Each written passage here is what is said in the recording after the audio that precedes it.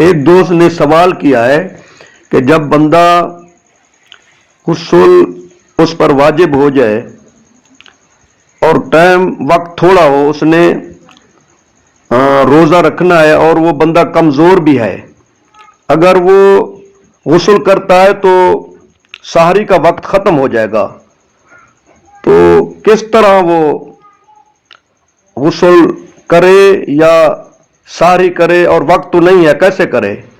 تو علماء نے اس پر تحقیق کی ہے اور فرماتے ہیں کہ جب وقت بالکل قلیل ہو، تھوڑا ہو، نماز کا وضو جس طرح کرتے ہیں وہ کر لے اور 3 بار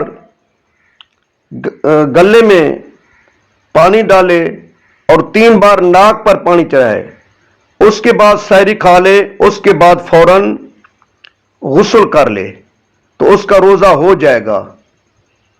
تو اس طرح کے مسائل ہمیں جاننے چاہیے، کیونکہ تھوڑے سے ناواقفیت کی وجہ سے بندے کا روزہ رہ جائے تو یہ بہتر نہیں ہے۔ اس طرح کے مسائل ہمیں دیکھنے چاہیے اور یاد کرنے چاہیے۔